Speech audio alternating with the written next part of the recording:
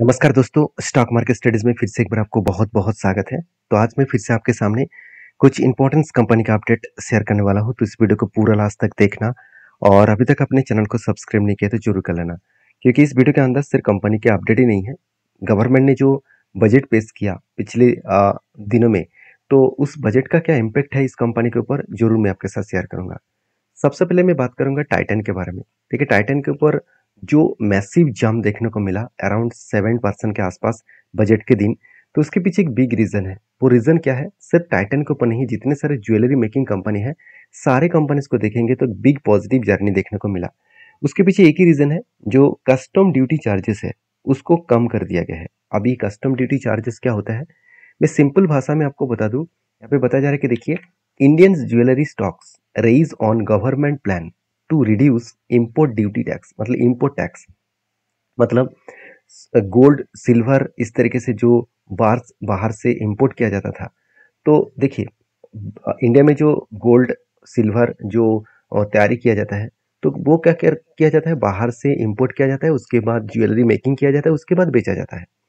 तो जितने सारे ज्वेलरी मेकिंग कंपनी से, वो सारे कंपनीज के ऊपर बिग जर्नी देखने को मिला। क्यों? क्योंकि इंपोर्ट ड्यूटी टैक्स जो है, मतलब कस्टम ड्यूटी टैक्स जो है, उसको कम कर दिया गया है। और यही कारण के वजह से सारे कंपनीज के ऊपर जंप देखने को मिला।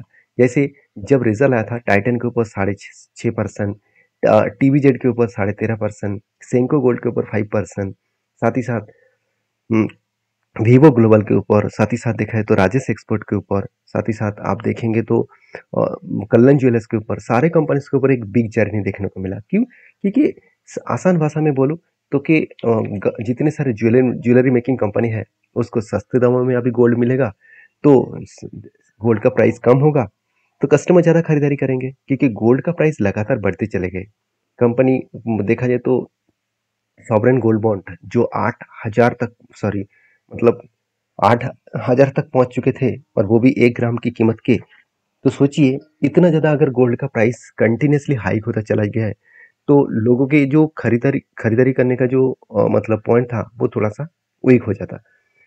तो मुझे लगता है यहाँ पे जो गवर्नमेंट का जो डिसीजन है, आप देख सकते हैं, India government to reduce import duty tax on gold silver 6%। Financial जो मिनिस्टर है, निर्मला सीतारमण जी ने, मतलब निर्मला निर्मला सीतारमण जी ने, उन्होंने खुद कहा कि यूनियन बजट के दिन के गोल्ड का जो टैक्सेस है उसको कम किया जाएगा। और यही न्यूज़ के कारण जितने सारे कंपनीज है गोल्ड का, उस सारे कंपनीज तेजी से भागना स्टार्ट कर दिए। तो उनमें से देखिए, टाइटन के ऊपर बहुत शानदार ग्रोथ देखने को मिला। और टाइटन के ऊपर मैं पहले भी आपको बता चुका हूँ कि टाइटन के ऊपर जो लोग सोच रहे हैं कि लगातार गिरावट के माहौल हो रहा है, तो पहले भी मैं डिस्कशन कर चुका हूँ कि यहाँ पे दो सपोर्ट है, यहाँ पे एक सपोर्ट है, यहाँ पे एक सपोर्ट है, और ये स्ट्रांगली इसका सपोर्ट बनेगा, क्योंकि इसी लेवल को कंपनी ब्रेक करके एक जर्नी दिखाया था। तो उसी लेवल को बार बार वो रीटेस्ट करके ऊपर जाने का कोशिश करेंगे। फाइनली हुआ क्या, कंपनी के ऊपर कितना करेक्शन हुआ, अगर टॉप लेवल से मैं ग्राउंड लेवल तक देखूं, तो 20% करेक्शन हो गया था। और 20% करेक्शन होने के बाद कंपनी यहाँ से फिर से यू टर्न लेकर ऊपर जाने का कोशिश करेंगे, जिसका एक झलक आपको देखने को मिल ही चुके हैं।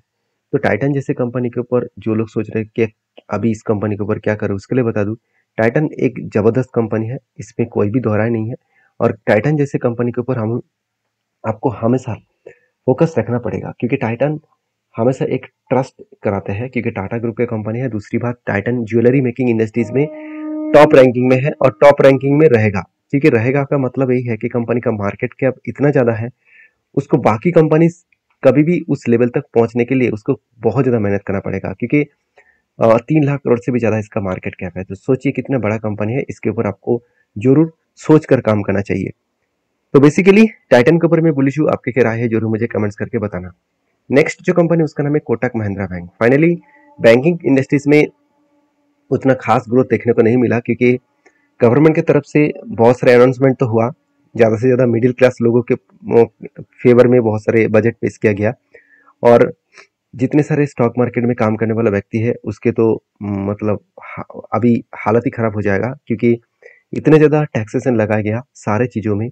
तो गवर्नमेंट सोचा क्या है मुझे नहीं पता, मगर गवर्नमेंट का सोच बहुत, मेरे हिसाब से बहुत खराब है। क्योंकि जो लोग इतने मेहनत करके स्टॉक मार्केट से पैसा कमा रहा है, और उसका पैसा अगर टैक्सेस में ही पूरा का पूरा चला जाए, तो उसके जेब में बचेगा क्या? तो गवर्नमेंट स्टैम्प ड्यूटी चार्जेस भी बढ़ा दिया, डबल कर दिया। उसके साथ साथ जो शॉर्ट टर्म कैपिटल गेन है वो 20% था, वो सॉरी 15% था, उसको बढ़ाकर कितना कर दिया गया, 20% कर दिया गया। अभी long term capital gain tax जो 10% हुआ करता था उसको बढ़ाकर कितना कर दिया, 12.5%। तो सोचने वाला बात यही है कि स्टैम्प ड्यूटी चार्जेस भी देना पड़े, ब्रोकरेज भी देना पड़े, डीपी चार्जेस भी देना पड़े, और भी एक्स्ट्रा बहुत सारे चार्जेस देने के बाद फिर से अगर जो प्रॉफिट मिला, इतने सारे चार्जेस देने के बाद जो प्रॉफिट मिलेगा उसके ऊपर भी 20% चार्जेस देना पड़ेगा, उसके ऊपर भी 20% टैक्स देना पड़ेगा। तो हाथ में बचेगा क्या? तो सोचना चाहिए था गवर्नमेंट को। ऐसे नहीं कि जो मतलब मुर्गी अंडा मतलब जो मुर्गी सोने का अंडा दे रहा है उसी मुर्गी को ही मार दो। ऐसे गवर्नमेंट को करना नहीं चाहिए था, क्योंकि इंडिया में स्टॉक मार्केट के ऊपर जितने सारे इंडियन इन्वेस्टर है वो एक बुलिश सिचुएशन देख रहा था, एक फ्यूचर के लिए एक अच्छा खासा अपॉर्चुनिटी देख रहा था कि हाँ स्टॉक मार्केट से अच्छा खासा पैसा कमाए जा सकते हैं अगर सही तरीके से एनालिसिस करके काम किया जाए तो इतना मेहनत करने के बाद, दिन रात मेहनत करने के बाद, काम करने के बाद पैसा खुद कमाए और पैसा गवर्नमेंट लेके चले जाए तो बचेगा क्या? तो इसके ऊपर तो मैं ऑब्वियसली नाराजगी हूँ इस गवर्नमेंट के ऊपर, क्योंकि इस देखिए मेरे सरकार के ऊपर कोई भी मतलब नाराजगी नहीं है। सरकार कोई भी हो, चार्जेस तो हर सरकार लेते रहते थे। तो ये जो फिलहाल के लिए जो चार्जेस का स्लैब जो चेंज किया गया ना, वो मुझे लगता है इस तरीके से नहीं करना चाहिए था। हर दिशा में चार्जेस बढ़ा दिया तो काम करूँ तो कहाँ से कहाँ पे करूँ? क्या आपका भी यही राय है? मुझे सर कमेंट्स करके बताना, क्योंकि आप भी अगर इन्वेस्टर है, आप भी अगर ट्रेडर है तो आपको कमेंट तो जरूर करना चाहिए, क्योंकि इसके ऊपर तो आवाज़ तो जरूर करना चाहिए, क्योंकि अगर इसके ऊपर हम लोग बातें नहीं करेंगे तो गवर्नमेंट तो लगातार चार्जेस लगाते चले जाएंगे और बहुत ज़्यादा एक्सक्यूज़ भी देंगे कि स्टैम्प ड्यूटी चार्जेस इसीलिए बढ़ा दिया गया कि अगर चार्जेस ज़्यादा होगा तो लोग इन्वेस्टमेंट और इन्वेस्टमेंट करेंगे, ट्रेडिंग कम करेंगे।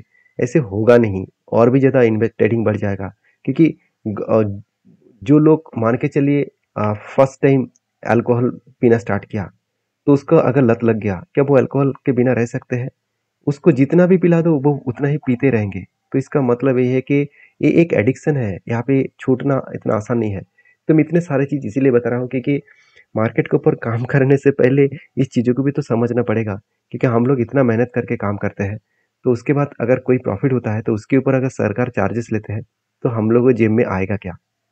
तो सरकार ने तो सोचा कुछ और हम लोगों को सोचना पड़ेगा कुछ और। सोचना मतलब हम लोगों को क्या, चार्जेस तो देना ही होगा ना। तो देखिए रेवेन्यूज़ के बारे में बात करें तो कंपनी का जो कोटक महिंद्रा बैंक के ऊपर रेवेन्यूज़ अच्छा खासा इस बार भी देखने को मिला। जून के क्वार्टर में भी ज़बरदस्त सेल्स आया, रेवेन्यूज़ आए। सब कुछ मिटाने के बाद कंपनी इस बार हाईएस्ट प्रॉफिट जनरेट किया, जो मुझे बेस्ट लगा, क्योंकि 4,000 से लेकर डायरेक्टली 7,500 करोड़, ऑलमोस्ट डबल के आसपास। और कंपनी की जो नेट प्रॉफिट है वो भी देखा जाए तो कंपनी के ऊपर 4.40% के आसपास नेट प्रॉफिट देखने को मिला था, वो 0.38% के आसपास अभी नेट प्रॉफिट देखने को मिला। तो मुझे लगता है बेस्ट तरीके से यहाँ पे नेट प्रॉफिट देखने को मिले, सॉरी नेट प्रॉफिट के साथ साथ एनपीए भी देखने को मिले, क्योंकि एनपीए पहले बहुत ज़्यादा हुआ करता था, इस बार एनपीए बहुत कम है। हाँ, लास्ट कुछ 4 क्वार्टर्स में एनपीए सेम टू सेम है, तो यहाँ पे सोचने वाला बात है कि कंपनी फिर से क्या रिकवरी कर पाएंगे?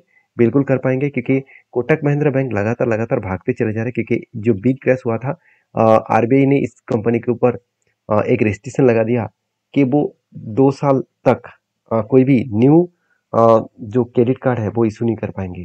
तो एक बहुत बड़ा नेगेटिव इम्पैक्ट था, इसके लिए क्रैश हुआ था, और मैंने इस लोअर लेवल में ही बाई किया था और उसके बाद मुझे अच्छा खासा टारगेट भी यहाँ पे मिला। तो आप कहेंगे आपको कैसे पता था कि सर इस जगह पे आपको एंट्री मिलेगा? तो एक्चुअली तो देखिए जब कंपनीज के ऊपर टेक्निकली चार्ट पैटर्न्स बना था और वो भी आरएसआई स्ट्रेटेजीज के हिसाब से, तो यहाँ पे देखिए बिग क्रैश जब हुआ था तब 200 डेज मूविंग एवरेज के नीचे कैंडल आया और आरएसआई भी नीचे लेवल को टच किया, तब यहाँ पे क्या बना, एंटी बने। और आरएसआई जब ऊपर गया 70 को टच किया तब क्या बना, एग्जिट बने। तो फाइनली 13% के आसपास टारगेट मिला, वो भी 62 डेज में। तो मुझे लगता है इस तरीके से हमेशा मैं स्ट्रेटजीज को फॉलो करके काम करता हूँ। ऐसे नहीं कि शेयर में क्रैश हो गया और मैंने ब्लाइंडली किसी कंपनी के ऊपर ट्रेड ले लिया, ऐसे आज तक हुआ नहीं। हाँ, जब मैं मार्केट में बिगिनर था तब मैं इस तरीके से गलती करते रहते थे, मतलब गलती में एक बहुत बार कर चुका था। अभी फिलहाल के लिए मेरा कोई स्ट्रेटजीज ना बने तो मैं कोई भी टेंटी नहीं लेता हूँ। तो फाइनली डिविडेंड एक अनाउंसमेंट किया है और वो भी 2 रुपये करके, और यहाँ पे रिजल्ट अनाउंसमेंट होने के बाद ही यहाँ पे डिविडेंड अनाउंसमेंट किया गया। तो जो लोग डिविडेंड पाना चाहते हैं तो एक बार डीपली रिसर्च करें, उसके बाद काम करें। नेक्स्ट जो कंपनी है उसके बारे में बात करें, उसका नाम है यूपीएल। देखिए अभी एग्रीकल्चर इंडस्ट्रीज में बहुत ज़्यादा ग्रोथ आने वाला है, क्योंकि गवर्नमेंट ने एग्रीकल्चर इंडस्ट्रीज के ऊपर बहुत ज़्यादा अनाउंसमेंट किया है। तो इनमें से एग्रीकल्चर इंडस्ट्रीज में यूपीएल के ऊपर फोकस रख सकते हैं, क्योंकि यूपीएल का जो बिजनेस है वो, आप अगर मार्केट शेयर को देखेंगे तो यूपीएल का मार्केट शेयर किसके ऊपर है? एल्यूमिनियम फॉस्फेट, जो ग्लोबली मार्केट में 25% मार्केट शेयर इसी के पास है। क्रॉप प्रोटेक्शन जो प्रोडक्ट है उसके ऊपर 8%, और क्रॉप प्रोटेक्शन के ऊपर जो लैटिन अमेरिका में इसका मार्केट शेयर है वो 9.7%, और क्रॉप प्रोटेक्शन के ऊपर इंडिया में 14% मार्केट शेयर है। तो ओवरऑल कंपनी का बिजनेस बहुत स्ट्रांग है, क्योंकि कंपनी हार्बिसाइड प्रोडक्ट्स के ऊपर 34%, साथ ही साथ फंगसाइड्स प्रोडक्ट्स के ऊपर 25%, अदर्स प्रोडक्ट के ऊपर 20%, इंसेक्ट्स मतलब इंसेक्टिसाइड्स के ऊपर 16%, एंड बाकी सीड्स के ऊपर 5% कंपनी का बिजनेस चल रहा है। तो कंपनी का जो बिजनेस है वो बिजनेस का ग्रोथ होने का चांसेस है, क्योंकि गवर्नमेंट इसी प्रोजेक्ट के ऊपर बहुत ज़्यादा अनाउंसमेंट किया है। एग्रीकल्चर के ऊपर आज तक की सबसे ज़्यादा इन्वेस्टमेंट, सबसे बड़ा बजट इस बार पेश किया गया है 1.5 लाख करोड़ के आसपास। तो ओवरऑल एक अच्छा खासा अनाउंसमेंट एग्रीकल्चर इंडस्ट्रीज में देखने को मिला, जिसका डायरेक्टली इम्पैक्ट एग्रीकल्चर के साथ जुड़े हुए जितने सारे कंपनीज है उसके ऊपर पड़ने वाला है। तो क्या यूपीएल फिर से एक बिग जर्नी दिखाने वाला है? देखिए, सबसे पहले यूपीएल के मैं चार्ट को अगर आपके साथ शेयर करूँ, तो यूपीएल के ऊपर लगातार एक करेक्शन देखने को मिला, और वो भी कोई छोटा मोटा करेक्शन नहीं है। अगर टॉप लेवल से मैं करंट लेवल तक देखूँ तो ऑलमोस्ट 40% के आसपास क्रैश है। अगर ओवरऑल डाउन लेवल तक देखूँ तो 50% तक क्रैश हो चुके थे। तो मुझे लगता है जो सिचुएशन बना है उस सिचुएशन के बेसिस में कंपनी में आगे बढ़ने में टाइम लगेगा। मगर एक बात मैं आपको बता दूं, ईपीएल कोई छोटा मोटा और बेकार कंपनी नहीं है। इंडिया के second largest agro chemicals industry से बिलोंग करने वाला कंपनी है। तो इस कंपनी का ग्रोथ आज नहीं तो कल होगा। अगर इस टॉप लेवल तक कंपनी जर्नी दिखा दे तो ओवरऑल कंपनी के जो करंट जो लेवल है उसी लेवल से बात करूँ कंपनी के ऊपर किस तरीके से ग्रोथ होने का चांसेस है। अगर मैं करंट लेवल से टॉप लेवल तक देखूँ तो ऑलमोस्ट 60% तक फिर से बाउंस बैक करने का चांसेस है। अभी होगा कि नहीं होगा वो तो अलग बात है। मैं इस कंपनी के ऊपर बुलिश हूँ, और आपकी क्या राय है जरूर मुझे कमेंट्स करके बताना। लास्ट जो कंपनी है उसका नाम है सीडीएसएल। सीडीएसएल के ऊपर जल्द से जल्द एक के बदले एक शेयर कंपनी बोनस देने जा रहा है। तो जो लोग बोनस पाना चाहते हैं एक बार डीपली रिसर्च करें, उसके बाद काम करें। मिलते हैं नेक्स्ट वीडियो में, तब तक के लिए धन्यवाद।